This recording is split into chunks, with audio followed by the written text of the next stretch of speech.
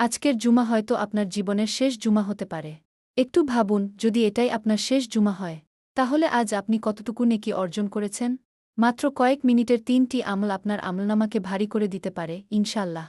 প্রথমে বেশি বেশি দরুদ শরীফ পড়ুন। জুমার দিনে রাসূল এর উপর দরুদ পাঠের বিশেষ ফজিলত রয়েছে। দ্বিতীয়ত, বেশি বেশি ইস্তিগফার করুন। বলুন, আস্তাগফিরুল্লাহ ওয়া আতুবু ইলাইহি কি। হয়তো আজকের একটি আন্তরিক ইস্তিগফারই আপনার গুনাহ মাফের কারণ হয়ে যাবে। তৃতীয়ত, এই তাসবিহটি বেশি বেশি পড়ুন। সুবহানাল্লাহি ওয়া বিহামদিহি সুবহানাল্লাহিল আইম গো। এই দুটি বাক্য জিহবায় খুবই হালকা, কিন্তু কিয়ামতের দিন মিজানে খুবই ভারী। আর আজ অবশ্যই সূরা কাহফ তিলাওয়াত করুন এবং নিজের জন্য, মা-বাবার জন্য ও সমগ্র উম্মাহর জন্য দোয়া করুন। মনে রাখবেন, কিয়ামতের দিন আপনার ধনসম্পদ নয়, আপনার নেক আমলই আপনাকে সাহায্য করবে। তাই আজকের জুমাকে অবহেলা নয়, নেকি অর্জনের সুযোগ হিসেবে গ্রহণ করুন। কমেন্টে চেয়ে আলহামদুলিল্লাহ লিখুন। আর এই ভিডিওটি শেয়ার করে অন্যদেরও জুমার আমলের কথা স্মরণ করিয়ে দিন।